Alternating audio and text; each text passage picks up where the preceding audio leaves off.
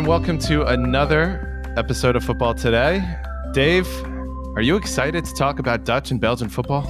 So I would be if we were talking about the Eredivisie and the Jupiler League and the Dutch League and the Belgian League. But that's not what we're talking about, Josh. So I'm going to say no. I'm not excited to talk about this. Okay, well, we're going to talk about it anyway. So,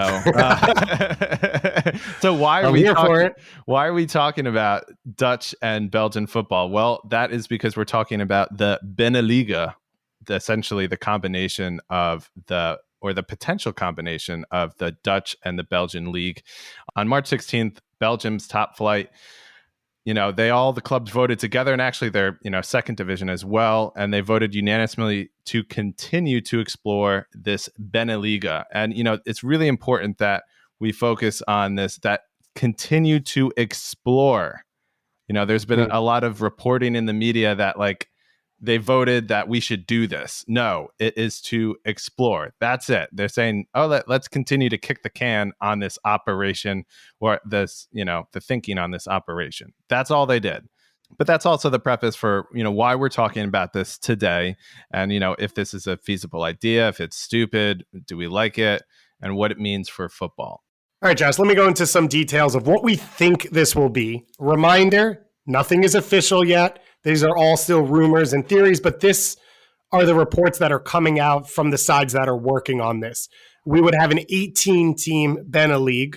That would be 10 Dutch teams along with 8 Belgian teams playing together at this highest level. You'd have your big giants, the Ajax, PSV's, Feyenoord, AZ Alkmaars from the Dutch side, and from the Belgian side, the clubs that consistently compete in Champions League and at the top, Anderlecht, Club Brugge, Standard Liège, Genk, and Ghent as well. Below this 18-team league would be the normal national competitions in the Netherlands and in Belgium. So the teams at the highest level that are not part of this would play in that league. And then you would have promotion and relegation out of the BeNeLiga into those top leagues, as well as, of course, up and down the pyramid going through each of these countries. I think it's interesting to note the rumor is that the cup competition in each country would still exist. So you could still see an Ajax playing against other Dutch teams or smaller teams in those cup competitions. Both of those would be remaining separate, obviously, in their countries. And then you get into European competition.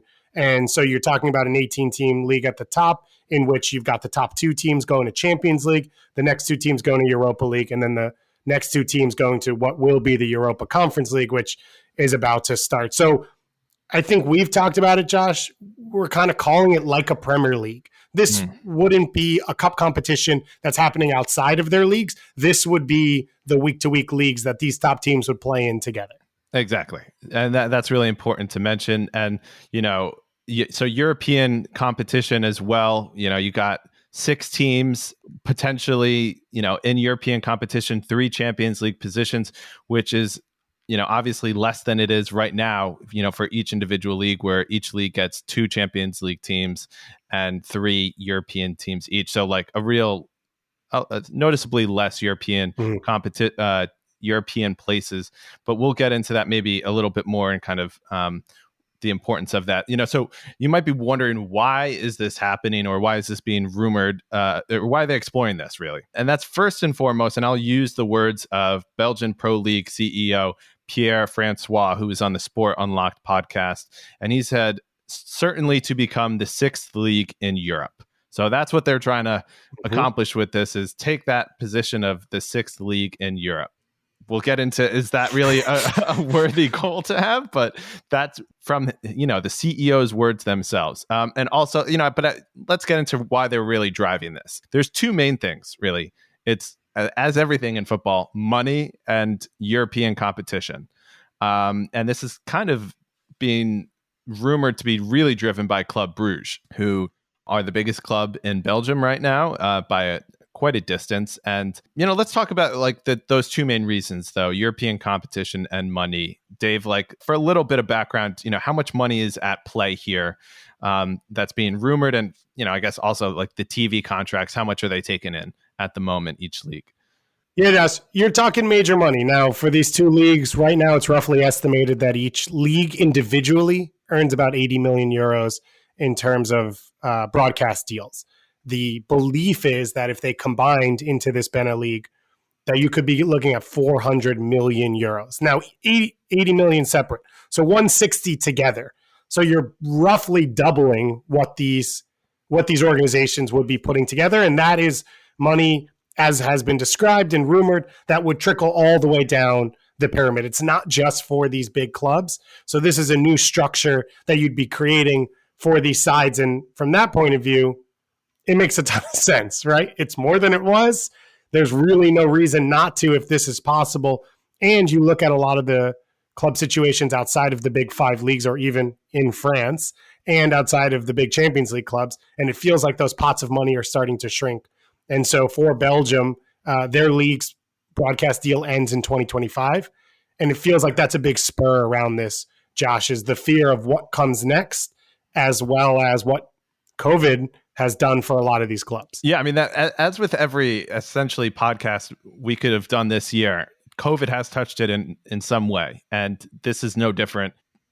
Both of these deals, Belgium and the Dutch League, have their TV rights finishing at the end of 2024. So they could do this together at the same time, which is perfect in terms of timing. You mentioned COVID. The Belgian league had a combined record loss of 87 million. And that was before COVID. Like, one could only imagine what it has been now after COVID.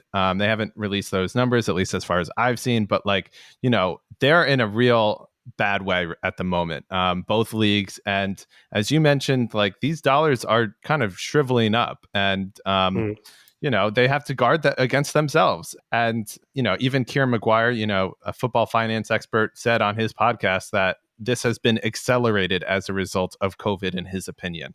So we can't talk about this and kind of not mention that. So as with everything in football, money is driving this, and obviously by the biggest teams, right? The biggest teams are getting greedy, right? It's really kind of at the expense of these smaller teams. And I mean, it's just hard to kind of talk about how this whole thing is really about money. I mean, they say it's about European competition, and you can understand that to some degree, but really, if the money wasn't there, they wouldn't be doing it. Absolutely. And it's one of those things where in reading about this and diving into it, it felt like the same conversation we had around the European Super League. It's one, inevitable, two, it's globalization. And so what's interesting to me about this situation with these two leagues is, if they're the first, there's an advantage to doing this because there'll be interest, curiosity. You'll get the first big TV deal from around the world saying, oh, well, we're getting a lot of bang for our buck because we're getting Anderlecht and Club Brugge and Ajax and PSV Eindhoven. But the potential ramifications of this, to me, is still worse because they say they want to be the 6th league in Europe.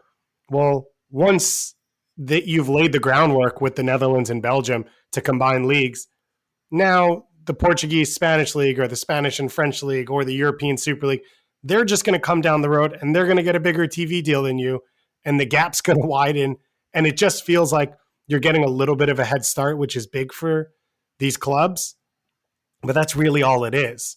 Because why are people going to care about the BeNeLiga more than they're going to care about the Belgian and Dutch leagues when there is a European Super League going forward? That is one of the main drivers. And they talk about this is kind of a response to the European Super League. They've said that pretty explicitly. You're wondering who's saying that. Vincent Kompany said that. I want to read a quote. As a result, the financial strength of these clubs may double or triple, and we are left with very little resources to make progress. That is why we have to open the borders and become stronger together. I mean, the CEO of Club Brugge name dropped the European Super League specifically and saying how are we going to respond? But even if we took out the European Super League, even if that doesn't happen and they have this league, are that many people going to watch that? I mean, let me ask you, Dave, you're a huge football fan. You don't have to you're not super into the Premier League versus, other leagues. Are you going to really care a Ghent Ajax game? Is that really going to capture your attention? Maybe. I'm not convinced. maybe like the biggest 2 teams or 3 teams, like an Ajax Bruges game, I might tune into that. But I mean, it's not that much bigger in my opinion. I would agree. I would say there'll be more games to pay attention to. You'll know more of the teams, right? Casually. I don't know much about Go Ahead Eagles. So when Ajax plays them, there's not a ton for me to tune in for, as the same for Oosterland when they play Club Bruges, because I'm not from those countries. So if PSV is playing Club Bruges and Genk is playing Ajax, there's more reference points for, other people. But I agree with you that I'm not going to follow this league week to week as a general football fan because they've combined now. I think, as I said, there'll be that intrigue right at the beginning because it'll be unique and new. And then after that, it'll be the same. I will say, I think while it's great that they're talking about the money trickling down, it's going to kill the other clubs, right? And I think the Premier League did, right? Exactly. And the whole point of all of this is Ajax, I think, in PSV and Club Bruges, they're worried that they're going to die out. So they're going to save themselves, which in the long run probably helps football in their nations because you need some clubs to exist on a stable ground. But it will kill the teams below it because now no one's going to watch the domestic top divisions in these countries. And as I think we said already, every team outside of the first divisions, including the first divisions, but 100% outside of, they don't turn a profit. And that's what's going to happen to what will be the Eredivisie and the Jupiler League after this, which will be the top divisions below this BeNeLiga. So I think it still hurts all of them. I think the one opportunity you have is if you can bring in money early for these top clubs and build high quality facilities, that's an advantage that will always exist because infrastructure is so important for a lot of these clubs. And so that's the one opportunity where if you're the first league to do this, then Club Bruges is able to build out their facilities, build out their scouting network, build out their weight training, all that. That's a way to attract players, but they will always have to sell up and their players will always want to leave to move to a higher level. Ajax made a Champions League semifinal, 2-3 years ago? And then their best players want to leave. That won't change because of this league structure. Exactly. And so to me, it feels like they're doing this just to stay afloat, really. The gap is widening and they're just trying to do this to stay afloat. And you can understand it because it used to be that these, especially, Ajax and, the Dutch league used to have European finalists, European winners. That semifinal you mentioned is a real outlier. Since 1996, the only time they've had a finalist in, European competition was, Ajax and then the, and PSV. I'm sorry, and that's the semifinal. So that's the semifinals. What is the expectation, though? I get that Ajax has won Champions Leagues before, but year in and year out, Dutch and Belgian teams were not winning the European Super or the European Cup ever. And now they still compete on good years, and then on tough years they don't. But to me, over the last 20 years, to have those PSV teams where they were perennial quarterfinalists and then semifinalists at times, and this Ajax group as well, that to me seems like the peak, whether you have this combined league or not. You can see it from both sides. And, I think Ajax won something like 13-0 this year. If you're Ajax, you're like, that was a waste of time. But hasn't Southampton lost 7-0 twice this year? That's true. That is true. But 13-0, come on. That's I've never had anything like that in my entire brief career as a footballer. Bruges is winning the league right now by 16 points, and they won by 15 points last year. And I'm not saying this doesn't happen in other leagues, and that's kind of the point. This does happen in other leagues, and we'll talk about other examples that this might set. But you can see why those clubs are just there's the competition has kind of been lost for us. We want to really challenge ourselves. And the only way we can do well in European football is to have something resembling these sort of European challenges in, week in and week out. I mean, there's still going to be not good teams in that league. We said those, top 11 teams would be those big teams. There's still going to be plenty of other not good teams. And even some of those teams we mentioned, Anderlecht have not been good recently, partially because of, Vincent Company, you could argue. I don't want to crush you, Vincent, if you're listening. But so, I mean, I don't really think this changes anything for these clubs, really. It just helps them stay afloat and stay relevant as they're becoming less so due to a European Super League. Yeah. Can I say the analogy that I gave you before we came on, which I don't think is perfect, but is like, it's when the big, and maybe for non-American listeners, this won't make as much sense, but when the big box store comes into town or when the big oil company comes into town, and it feels like the Belgian and Dutch league are like the first person to sell, where it's like, we know it's coming anyway. Let's just get our money now. But the ramifications of what they're doing is tough. The only other option is be on the front line fighting against a European Super League and combination of leagues and say domestic leagues are untouchable. And in that situation, you then need to find ways to fight to control spending, because at the top of all of this, what's unfair and what makes no sense is you've got clubs that don't spend based off their revenue. You've got super clubs, speaking of Vincent Kompany, like a Manchester City, that could spend through a pandemic and then outspend all these teams. And so everyone's trying to keep up with that and find a way, but that doesn't make sense and it shouldn't be that way. And you kind of have to pick a side. You can't float in the middle. And for these clubs, I understand they're picking a side and they're doing what's best for them. I think it's going to be worse for the sport in the long run, but it's going to help these clubs in the short to medium term.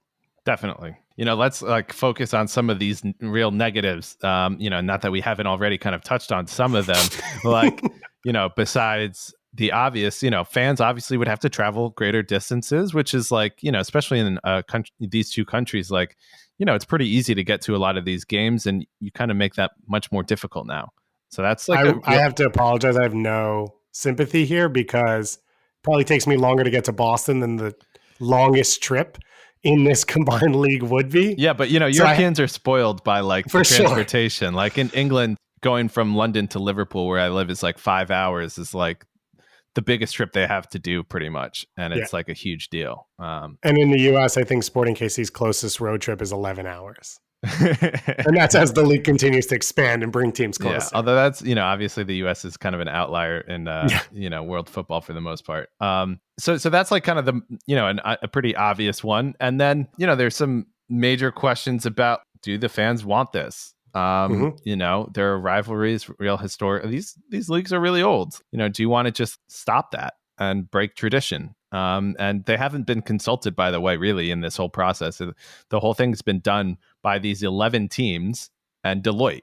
That's the one going, putting this together. It's not like the fans have been consulted. And, I was listening to this Belgian podcast and they were just trashing it. But the positive they said is that they can't see it happening. They don't see it happening. They don't think it's practical. They don't think the Dutch league wants it. Well, actually, they didn't say that, but another like Dutch journalist I read online was like, yeah, Dutch fans don't want this. They don't think the Belgian teams, the smaller teams, want this. They're like, why would they vote for this? They still have a vote, and they don't think that'll pass with them. So, but that's where you get the trickle down money, which is. So we said each league makes 80 million euros roughly a year. Well, the Belgian league makes 100, Dave. They would probably be like, they want that supremacy over the Dutch for league. Sure. Yeah. The rumor that Deloitte's research has is anywhere between 250 and 400 million a year for this combined league, which they say will trickle down into the other leagues. So the question for the smaller clubs would be, if you're making more money with this, and again, as you said, you're 40 points behind. Well, for the moment, Club they Brugge. say that, right? But they can change the terms. That's what we saw in the Premier League, right? They were like, oh, don't worry, the money will trickle down. Ask these clubs now if they would still take that deal. But if a club is facing administration and bankruptcy right now, they kind of have no choice. One of the things that I find really interesting in our research is you mentioned the fans haven't really been advised in all of this. The ownership groups are leading this. The percentage, especially of the Belgian clubs that are foreign owners, is really unfortunate because you talk about the history, the rivalry, what it all means, national pride. Then you bring in 40% of the Belgian clubs that are owned by overseas groups. You've lost all of that. And so now you've got someone leading the future of the Belgian game who isn't Belgian, and it doesn't matter to them. And I think that is an unfortunate part of this whole thing. Yeah. And that I did wonder if like that was one of the things driving this potential change, as you have these foreign owners. Although I do have to wonder, the one that they had on the Ornstein and Chapman, business pod, who was worked at Royal Union. he was talking about, and how actually like he wasn't necessarily for it. He wasn't against it either. He was talking about like the necessary conditions it would have to be, but he wasn't as pro for it as I would have expected. Based on like growth and stuff, because his team might get not like qualify, although they're doing quite fine at the moment. I think that's Alex Muzio. Well, he actually did mention something that like, I don't know how much like truth I would give it, because like this idea has been in the works for a while, but he said that like Club Bruges was kind of behind this, and he just like casually mentioned, oh, they have an IPO coming up in a few days, getting a little dig in. But he said he was like kind of open to it, so but not like super for it. You do wonder how, you can't help but think like, okay, is this like rekindling because of all the new foreign owners? Yeah, absolutely. These are ownership groups, as we talked about with our portfolio clubs, who are investing from a business point of view, and they believe that these assets can be stronger than they are. And so part of that is they believe they're mismanaged and they can manage them better. But the other is, where's the growth coming from? And I think for a lot of these groups, they get in and realize there isn't a ton of marketing available to these clubs. You're not really going to sell Anderlecht jerseys in Asia, in South America. And so what's next? And this seems like what's next. Now, you talk about this, it makes business sense. The reality of it is, and it's something well, you say it makes business sense. We haven't been seeing, Deloitte just published some of the, or like gave some of these figures, but we haven't seen like where that money is coming from. Like, how is it doubling? Who's buying these broadcasting rights? As I said, like, who's really going to want to buy this? Like, people in England aren't going to want to watch this league, I don't think. Yeah, but England's not the biggest. I mean, you're talking about, but like I'm saying, like, who is going to watch this? Where are they getting this broadcast money, this extra broadcast? Like, we haven't seen any of their business, sense in this. We don't know. Right. So I think one is when it happens and is new, it will have intrigue, I think. The other is for broadcasters, you're getting double bang for your buck. You have to get in bed and make one deal, and you're getting two sets of legendary clubs that you've always had to negotiate individually for, which I think makes it a lot easier. And then the other is, okay, what's your big driver? What's your big selling point? And if for a lot of countries, it's, well, people from this country play in those leagues, you're probably going to have double of that, right? Because you're talking about these top clubs that recruit from all over the world. So do you get a better broadcast deal in Brazil or Argentina or across Africa, or then in parts of Asia where there's more, I think, notoriety because you're talking about clubs that everyone knows? I agree with you. I don't think it's this big slam dunk thing, but they're already making 180 million euros combined, if you do combine them. Yeah, but like, so it's not wild to think that it would be more. To me, it kind of is, because literally that goes against everything in football that we know right now, which is broadcast rights are going down. Everywhere across Europe, broadcast rights are going down, and they're making this bet that they can double it. That's a bit excessive to me. I mean, who is watching this? Twitter hipsters is not a fan you can like get to like pay money for this, I don't think. So like, who is watching it? Like you say, like Africa, Brazil. Are Brazilians going to want to watch the Belgian league? So what's interesting, though, is there's a lot of reason people watch the Premier League. One being, I think English is one of the most widely spoken languages around the world. But the Premier League happened first. And being first, I think, has value in going forward. And I think that's one of the driving forces of this, is this would be first. And so there would be that intrigue, and then you're established. And maybe people do start to watch these leagues because these teams are better. And then the other part is they're talking about European competition. If these clubs get better because they have more guaranteed money, they're playing more competitive games week to week, more players want to come there because it's a better place to challenge yourself. Do they start to compete in Europe? And then do they start to draw eyes? Because you say, if they're always a semifinalist, because as they say, they're the sixth best league, and whatever that floats into, that means you're kind of guaranteeing yourself, you think, quarterfinal spots, and then every other year a semifinal at least, then that gives that opportunity. I'm not saying all of this will happen, but I can see the opening in the idea of at least the first deal, there'll be a level of intrigue and a level of interest that's unique, that makes you unique, that I think you can sell. And then they're sort of guaranteeing that with that extra money, they can turn themselves into leagues and clubs that people really are interested in and want to tune in for. I think now is a good time to kind of transition a little bit to talk, since we're talking about the rest of the world, talking about what this could mean for other regional leagues or cross-border leagues. And, first, before we get into some other examples, let's talk about some pretty important people who have discussed this recently. So we have Alexander Serafin, who is the UEFA president, and he said that, they're kind of supportive in theory of it. He said, quote, more and more countries are interested in the possibility of a regional league because that would increase the value of clubs as well as income from sponsors and the sale of TV rights. And they have nothing in principle against regional leagues. Then Gianni Infantino, this is back in December of 2019, kind of softened his stance because he was originally not really for it. And then he was stoutly against it when he first started. Yeah, and then he was like actually kind of a real in favor of these regional leagues. I mean, he was the one trying to start a African Superliga, essentially, and he specifically mentioned the Belgians and the Dutch. This potential BeNeLiga, and he said at first, we are always saying no, because we are based on national leagues, and then he said, but maybe it helps, question mark, right? So it seems like they're pretty open to it. And I think he mentioned recently Liga MX and the United States. What did he say about that?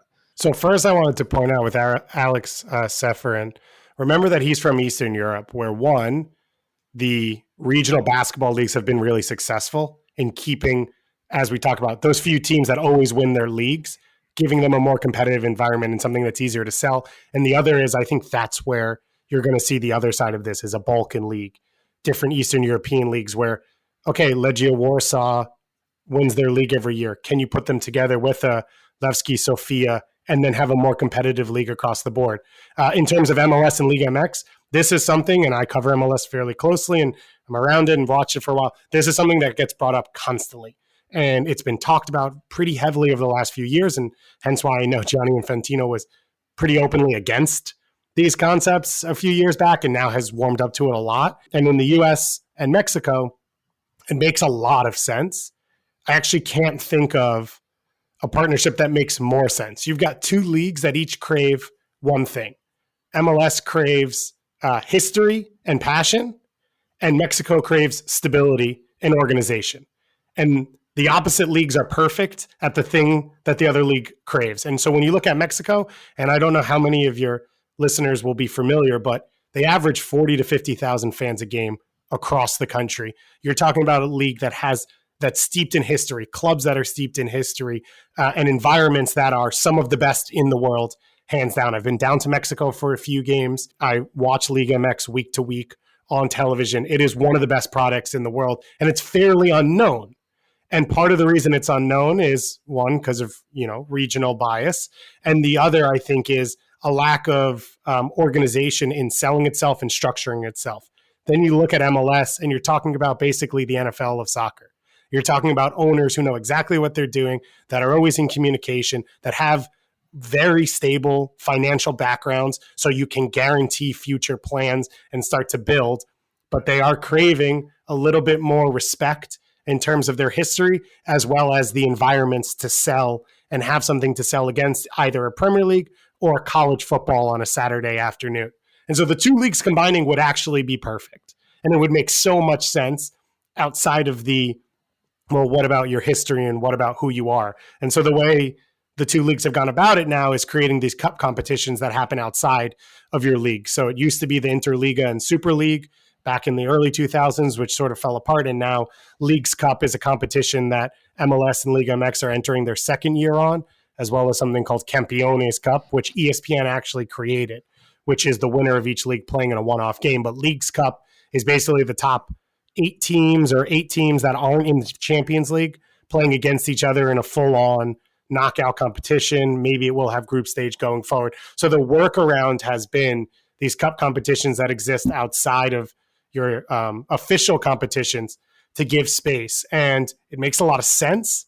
There's a lot of promise in it, and it goes hand in hand with the 2026 World Cup, where you've got Canada, the US, and Mexico all co-hosting, the first time 3 countries have ever done it together. That means that these countries are working together very often. So there's a lot that makes sense. And it seems like if it were to happen, Gianni Infantino's comments were, it could be one of the best leagues in the world. And I actually agree with that. That doesn't mean it's right, but I still think it has that possibility. Hypothetically, that what you're talking about happened. Let's just say that all of a sudden became the sixth best league in the world. What the Dutch and the Belgian league is aspiring to. Would that make it worth it? Right? Like, that's what we're saying. That's kind of the point of this episode. And this is not just there. I mean, there have been talks. I mean, this is something that Scotland, is watching closely. Definitely, that people have mentioned this in Scotland. I've seen blogs cover the BeNeLiga coverage because this is something that they've talked about for a while. I mean, a very brief history lesson. 20 years ago, they talked about making this Atlantic League with Belgian clubs, Dutch clubs, Portuguese, Scandinavian, and Scottish clubs. So this is a long held idea. And that's why we, come back to it seems somewhat inevitable. I still kind of like the last episode we did on the Red Bull. I don't know how I feel about it because on the one hand, I'm really kind of, it just sucks that they can just kind of, in theory, potentially do this. But at the same time, I understand that it might make better football and it might, there's some real advantages, but it's just, kind of just sucks. I feel like a lot of our episodes come back to that.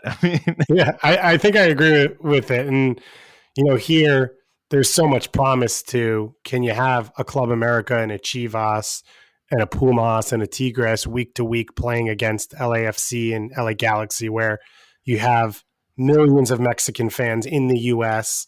And the highest watched television games every week in the United States, even if it's Man U Liverpool, is whatever Liga MX game is biggest that weekend. So it makes a lot of sense. I don't know that every one of these conversations has something like that, which is this unique combination. Wait, can I throw you an idea that is going to blow your mind, Dave? It's the perfect solution to this whole issue.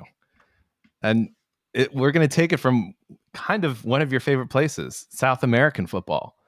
We got 2 seasons going on here. Yeah, Apertura, Clausura. Right? Why can't we have, I mean, I know this is kind of crazy, but why can't we have 2 seasons? And not only that, it makes it more interesting because you're only playing teams once, a round, right? So maybe you play, 15 games in your domestic competition, and then you have 15 games in a, cross-border competition, and everyone's interested. There's a lot more on the line. People want to emulate the NFL model. The reason the NFL model works is because every game means something, because there's only 16 games.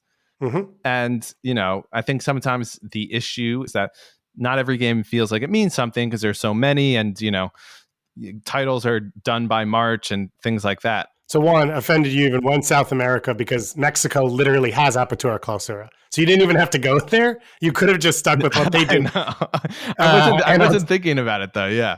And on top of that, this is something that, we, quote unquote, people that cover and root for these leagues have talked about, because the other part that you mentioned it a little bit in the BeNeLiga situation, and Gianni Infantino doesn't have to deal with this, an African Super League, the travel you're talking about in these situations, the travel from the U.S. to Mexico, basically even from Texas to Monterrey, which are your 2 closest, and then obviously Tijuana and San Diego, are still massive trips. And so that's where this idea makes sense, because you basically don't have that travel for half the year. You play in your own leagues, and then the top teams would qualify for, as you said, the combined competition. And then there's been a lot of conversations about what you do with the other teams. That's sort of what the Leagues Cup is mirroring. Because the idea around the Leagues Cup is you either pull the qualifiers from last year or you pull it from that same season. So the Leagues Cup, if it were to start in August or September, both leagues have been playing since January of that year. And then you pick the qualifiers and put them into this competition. And what you're saying is, makes sense, where you then just pull them out of their leagues and that's the competition they play for. And that's, I think, what has that potential, because not only would you play less often, but it's probably like a playoff format because there are so few games, or you just make it a competition, a knockout competition, right? Yeah. With a group stage. It also feels more special, right? Because, you might not play, you might play, if you're a team, you might play Ajax once that year, right? You're going to want to go to that game. Although at the same time, you are trying to redevelop these leagues and histories, and more often competition, I think is easier to generate rivalries. Now, I think this is part of the conversation that's different where you've got history in Belgium and the Netherlands. I mean, you've got 3,000 years of history. There's not that much natural rivalry between Guadalajara and Philadelphia. Yeah, well, So I'm thinking more for the BeNeLiga, but yeah, I was off the US Liga MX thing already. I mean, to me, that seems like the best solution. Obviously, other than just like keeping what we already have, but if you do want to shake things up, like that would be my like intended thing, or just make it like a cup competition, as you said. Just try to like go March Madness style and like really blow it out. The only thing is you need Champions League qualification on the end of anything you do to make it worth it. Otherwise, teams won't, even if they say they will, even if the money's in it for them, they won't focus their resources on it. And that's the other part of this that makes sense for what the Belgian and Dutch leagues are trying to do because of what I've seen, which is if it's not your number one competition, if your fan base doesn't say, I want the manager fired after you lose in something, or winning it makes it a good year, the right year, then these competitions won't work. And that's where you kind of need to steer all the way in. So it seems like you sold yourself right there at the end. Yeah. So now you're a fan of the BeNeCup League. Something like that. Because like part of it does excite me, but part of it is like, as a fan, you're just like, no. Elliot Brennan wrote a good piece on this in the Football Pink, and he said, quote, "The repercussions of the BeNeLiga plan has created a crossroads moment for football. Belgian and Dutch football face sacrificing traditional fan culture and experience for either an extra slice of the ever-growing football economy or to secure their survival during and after a pandemic. UEFA also faced their dilemma of juggling the pandemic's impact and the potential benefits the BeNeLiga could have on their raging economic Cold War with football's elite." And yeah, I mean, I couldn't say it better myself. Your thoughts, Dave? No, I agree with that. I think the big thing that stood out to me in just reading about this, as I've said, is that slippery slope argument, which is a weak argument to everyone will follow this. And so you have to be on one of those sides, but it seems inevitable to me, even with all we've heard, especially from fans who quite often think things are inevitable until they happen. It seems like the people who are carrying the money purses want this, and it's coming in some form, and you know that because of the way the federations are talking about this. They also, it seems, think it's inevitable, and they want to be on the right side of history on this. And so that's the future. So I really look forward to us meeting up for the big Penarol PSV Eindhoven Week 36 match in 2030 of the Pan-Uruguayan Belgian Russian League. And I think it'll be really fun. Thanks as always, Dave. This one was a real pleasure.